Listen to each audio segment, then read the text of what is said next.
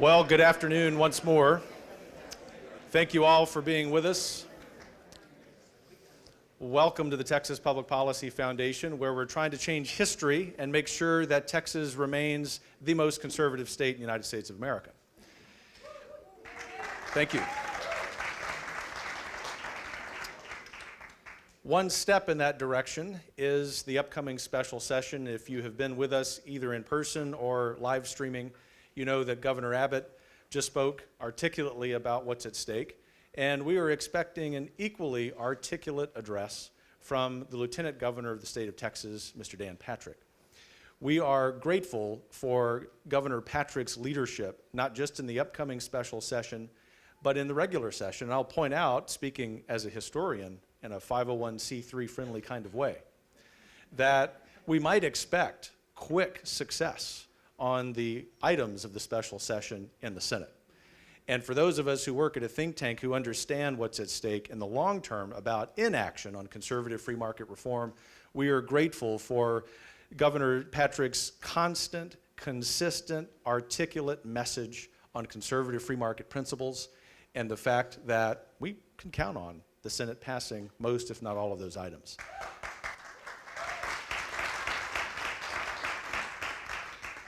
The best thing that I can say about Lieutenant Governor Dan Patrick is that he personifies something we hold dear at TPPF, and that is servant leadership.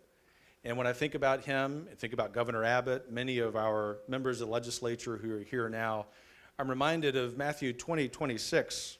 Whoever desires to become great among you, let him be your servant. I think that that embodies what America and especially what Texas is about. And the gentleman who's about to speak to us personifies that. Please join me in welcoming Lieutenant Governor Dan Patrick.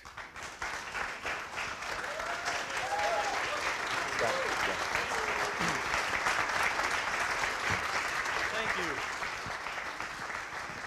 Thank you very much. Great to be here in this beautiful building with people who understand liberty and freedom and are willing to fight for it. So thank you for being here. And hello to our friends in the media. Where would we be without them? I want to talk about a couple of things today, and I'm going to be very candid about those issues. I think Governor Abbott was candid earlier today from some of the remarks that I've read that he made about what's on the call and where the votes will be, what bills will pass, what bills won't pass, and what implication that could have in the future. So what I want to do first is talk about the press conference I held last week. Some of you I know have watched it, some of you saw it, some of you read about it, because it begins the foundation of what I want to talk about today. And that is, I believe there's a movement within our own party, led by the Speaker, who wants to put us on a path to a state income tax and billions more dollars of spending. Because you can only come to that conclusion when you see what I have to present to you. And I've said this several times. I haven't seen him really push back very hard on that issue, by the way. And I think he's joining with big government Democrats who want that. There are some school officials who want it, because you've heard them say again and again and again, we have to put billions and billions and billions of more dollars into education. So let's take a look. Deborah, if you would go to our first slide. Let's look at our budget. The idea that Republicans are underfunding education, it's just ridiculous. You know, the Bible says in Matthew, where your treasure is where your heart is also, and where your heart is where your treasure is. Well, what's our priority? Blue, education. 52% of our budget is spent on education in our budget. That's K through 12 and higher ed, but the majority of that is K through 12, 40 billion. That's 20 billion a year. The rest of our budget, healthcare is getting bigger and bigger. In fact, it threatens to crowd out, potentially, all funding if Washington doesn't get control of it. It's 31%. You can see public safety is 11%. If you add that up together, 94% of our budget. Facts don't lie. 4 items: K through 12, higher ed, healthcare, and public safety. And 6% pays for everything else. That's all there is, folks. There's not any more money. Now, we have the rainy day fund, and the Speaker wanted to spend $2.5 billion of it. We stopped him in the Senate. Because if you spend $2.5 billion of it when you don't have to, Next session, you come back, you spend another $2.5 billion, and in 2 or 3 sessions, our rainy day fund is down to a very dangerously low level. So the Senate stood firm. The governor stood firm. We weren't going to spend the rainy day fund on ongoing expenses, one-time expenses, emergencies, and when you have a true downturn. We had a tight budget, but we didn't have a crisis this session. We fully funded education formulas. We fully funded education growth. So let's remember, there's no money left. When I hear the speaker or anyone suggest we need to spend billions more, I want the media to ask the question, where does the money come from? The only way you get billions of more dollars into our revenue system is through a state income tax. That's what it's all about. Make no mistake. In fact, there was a mailer sent out to San Antonio by the speaker last week. It said, I stand to put billions and billions of more into education. Where's it coming from? Look, are we going to take it out of health care? I don't think anyone would be for that. Are we going to take it out of higher ed?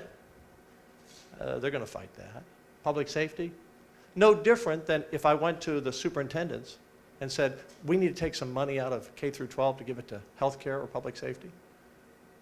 So my point is there's no big transfer of money coming here. Let's go to the next slide if we can. Let's look at education funding. I hope I'm not in the way here. Our funding since 2000 has increased 108% for education. School enrollment has gone up 32%. So funding has outstripped enrollment growth 3 to 1. And look at teacher salaries, 35% increase. The question would be, where is all the money going? Now look, it's not easy or popular for me to take on superintendents and school boards, but we have to be honest about the numbers. The teachers are getting the short shift of the increased spending. Let me show you how much. Let's go to the next slide, Deborah. Deborah, do we have the next one? There we go. According to the TEA, we spend about a little under $11,000 per student.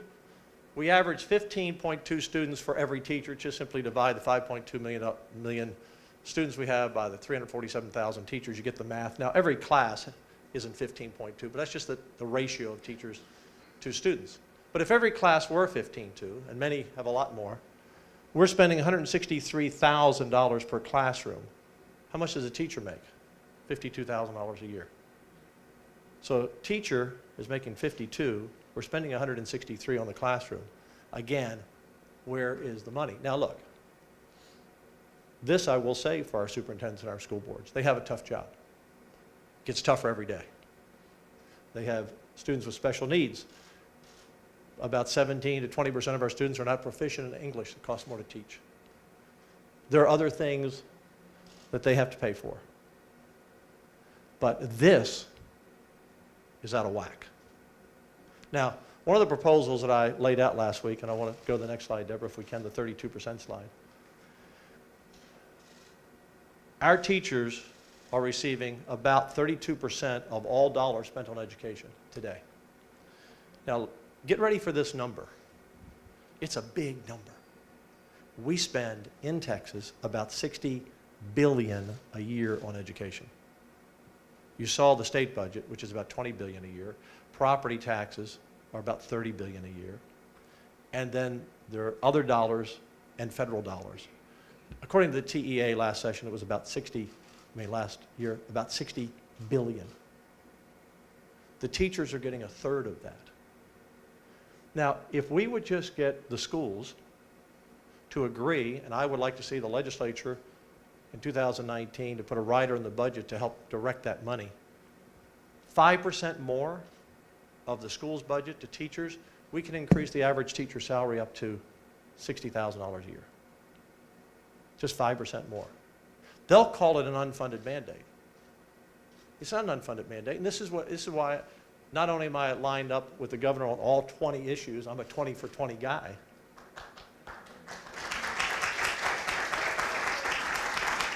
But when he talks about giving every teacher an average pay raise of $1,000, and he says we can do it within the formulas, this is really what he's talking about. We need to get the school districts to repurpose the money. No different than we do here at the state. We only have so much money, and we have to decide where our priorities are. And I will tell you, there's not a higher priority than a teacher when it comes to education. Buildings don't teach you to read. Stadiums don't help you solve math problems.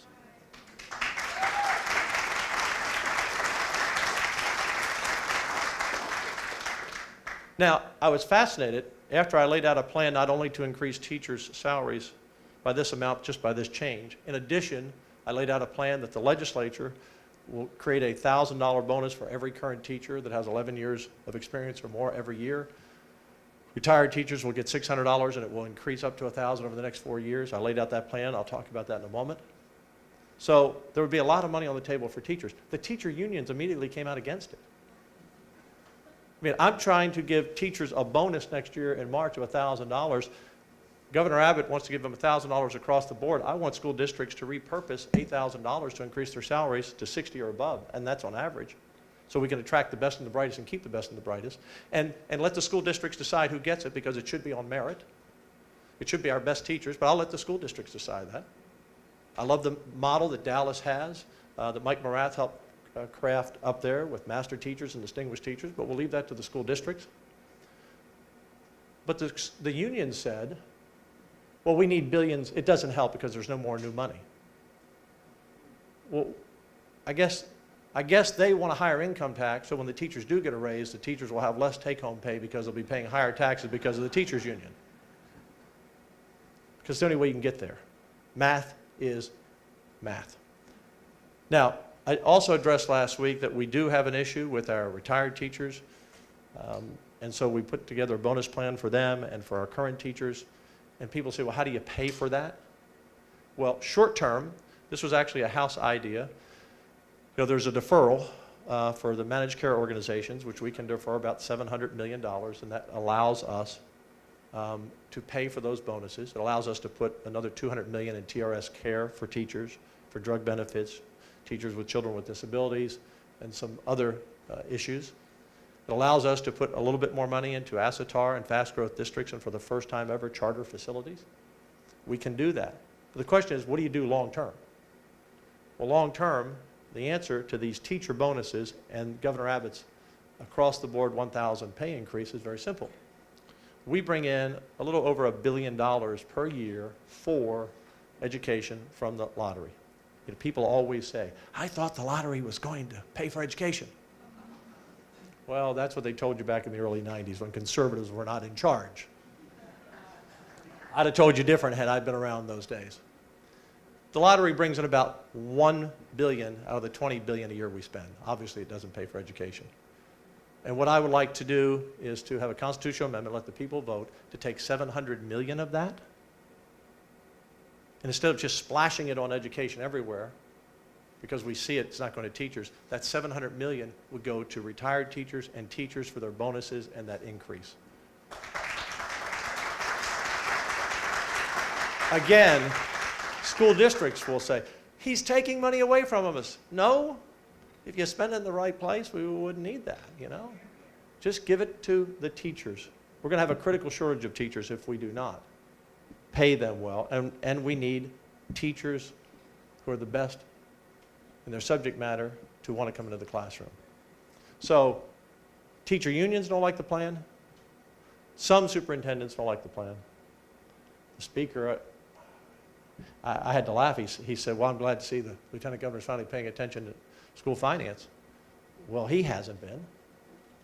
I mean, he had a plan this past session to put $1.5 billion into education. Now, we fully funded the formulas, we fully funded new growth, but he wanted to give them $1.5 billion more. Most superintendents and school boards didn't know, and teachers didn't know where he was getting the money. He was delaying the September payment to the schools to give them $1.5 billion. I call that a Ponzi scheme. It's one thing if you want to defer money from one program and give it to another, because some programs may not need it right now, other programs need it, or you want to address a particular issue. But you can't, for example, you wouldn't go to any organization and say, I'm going to give you more, but I'm not going to pay you today what I owe you. That's how I'm going to give you more. Because what would happen next session is that $1.5 billion, the deferral would have to be paid back. And all the school districts would say, wait a minute, we just got it. That's not school finance. It's just a political stunt. But the school districts thought they were going to get $1.5 billion more. Not they would have, but they'd have had to give it back. Or where would we come up with $1.5 billion next year? Maybe new taxes. So school finance, and there's no one more focused on public education than I am. I was on education for 8 years. I was chairman in 13. We passed a lot of legislation that school districts applauded. But when it came to just throwing money at something without showing where it's coming from, that's not who I am. That's not who conservatives are. Governor Abbott and I do not want Texas to become Illinois or California.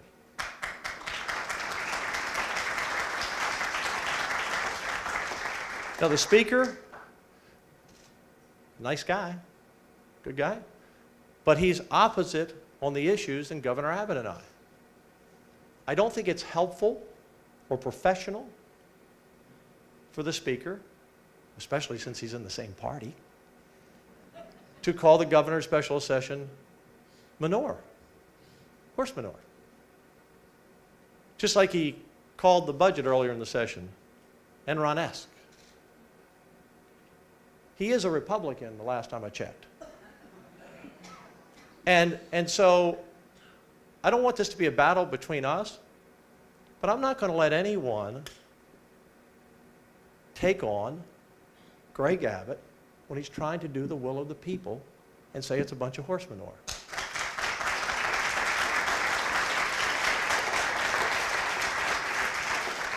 Greg Abbott's 20 priorities are my priorities, are the Senate's priorities, are the people's priorities. So when the speaker says the agenda is horse manure, he's telling the Republicans in the state of Texas and many Democrats, your agenda is horse manure.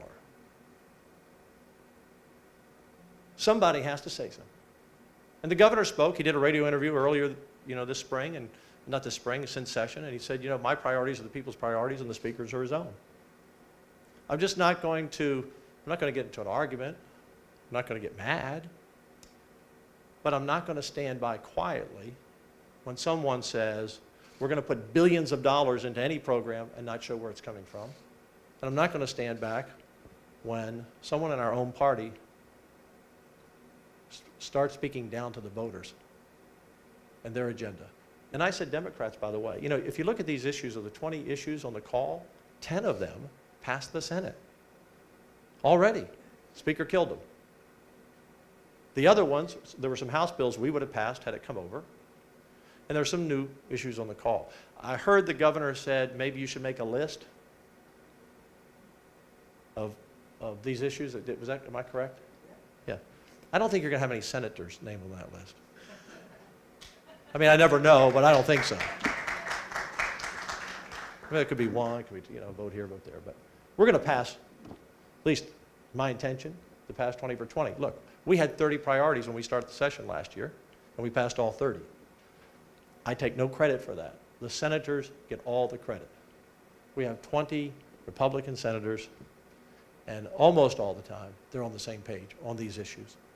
The governor said his #1 priority is property taxes. That's my #1 priority. It was in the session. That's why it was the top bill in the Senate. It was Senate Bill 2. The budget was #1, so it was my top bill. We are suffocating under rising property taxes. And again, I love the speaker. He said, well, it's all, school funding, it's property taxes. Well, then don't kill the property tax bill. Let's lower it. Let's lower property taxes for everyone. Let me give you another stat. Now here's we're getting pushback from some, not all, but some of the county judges and commissioners and mayors. All we want them to do is just run their county or their cities like we do at the state level. Our budget this time went up 0.2%. Since I've been around, we've never increased the budget more than 4 or 5%. But our cities and our counties are going up significantly because of appraisal values. Because of the 8% rollback allows an automatic 8% plus new growth. So they can get 10, 11%. Harris County, for example, budget's up 36% in 3 years. If the state budget was up 36% in 3 years, you'd fire all of us. It'd be breaking the bank. property values, all we want is to change the rollback rate. The governor and I want to change that from 8% to 5% or 4%, whatever we can get the vote out, but a significant change, and give everyone an automatic vote before your taxes go up higher than 4 or 5% or population inflation.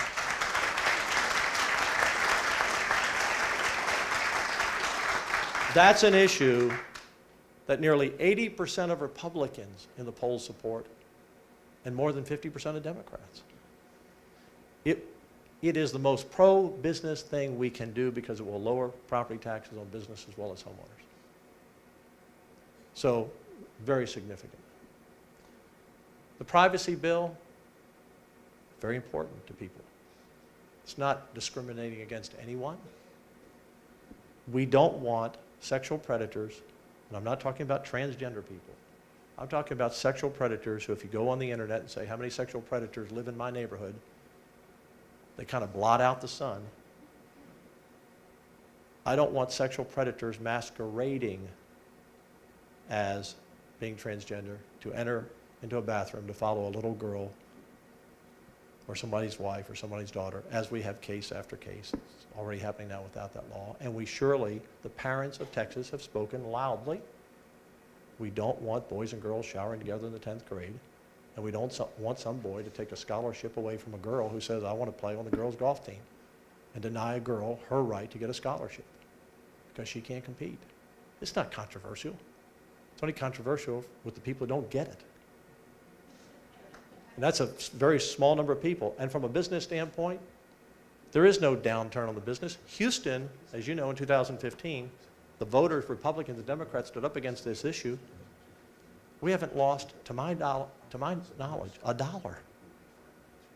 Not a dollar of our economy. In North Carolina, all those erroneous reports, all those discredited reports, they're doing just fine. The bill that Lois Colcourse and Ron Simmons have, and I haven't seen the final draft of, I guess I've seen Ron's, still working on ours. It mirrors the North Carolina bill that the NCAA has already signed off on. Not that we care what they think. My point is, they've signed off on it, saying this is not an issue. So it's important. It is important for the people of Texas. There are other issues. Annexation, very important. Donna Campbell's bill. There are pro-life bills.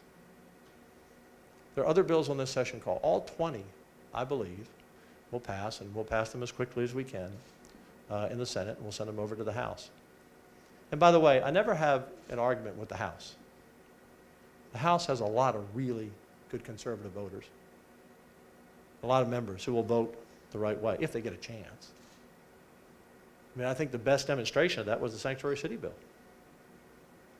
And a very strong amendment. I think it was Matt Schaefer, is that right? Matt Schaefer had that amendment on the floor. And I think it got 80-some votes. Just give the people a chance to vote in the House.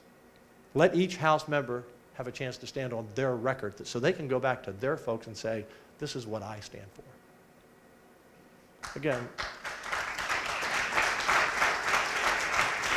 Again, this isn't about having a personal argument with the speaker. But when we are in the most conservative state in the country, where we must not lose our conservative bearings, when we have every Republican statewide a Republican officer, when we have a conservative governor and a conservative lieutenant governor and other statewides, when we have a conservative, the most conservative Senate in the history of the state, and many conservatives in the House, I can't sit back and say, well, God, one guy stopped everything. Oh, you know. Texas likes fighters, not quitters. We may not win on everything, but we're not going to quit. And we'll be back, Lord willing, in 2019 to tee it all up again. But you can't separate Governor Abbott and Dan Patrick from being together representing you. Representing you. That's what you campaign on. That's what you get elected to do. And by golly, you're supposed to do what you said you were going to do because that's what you're supposed to do.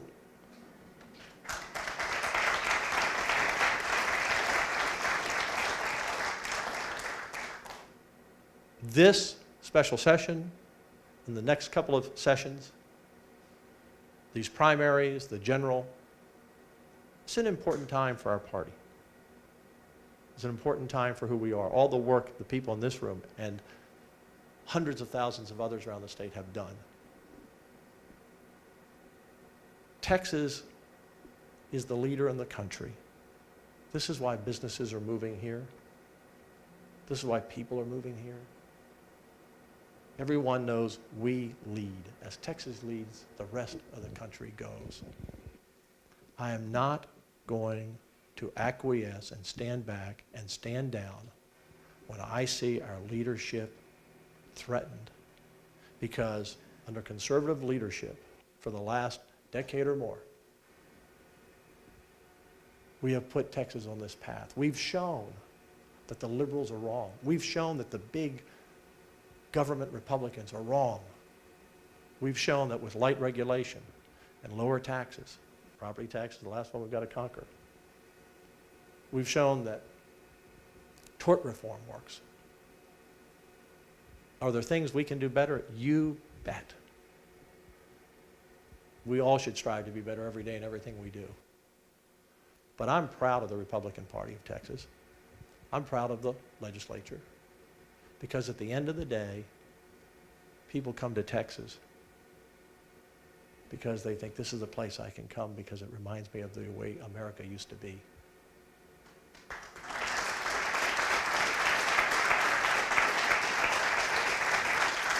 You know, I like to say that no one ever moves to Texas.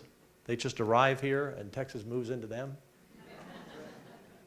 And it really does. You know, they're here a week and they get their cowboy hat and their cowboy boots and learn it's rodeo, not rodeo. So, I'm dedicated to doing what I said I would do. I'm going to be professional about it. I'm going to be respectful about it. And if the speaker disagrees with the governor and disagrees with the people of Texas, he has a right to take that position. But if he says things that aren't true, I will set the record straight.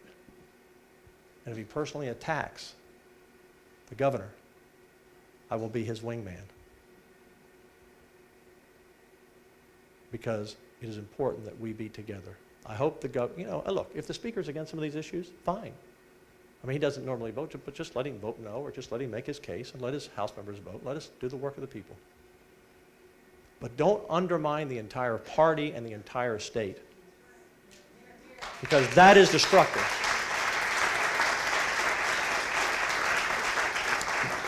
I think I've used all my time. She's holding up, and I knew that wasn't a magazine. I knew that was time. So, look, I'm very blessed to be Lieutenant Governor every day. A reporter asked me, are you upset that you have a special session interrupting your vacation? I said, no, I get $600 a month if I'm at the beach or if I'm at the Capitol. And quite frankly, I have more fun here.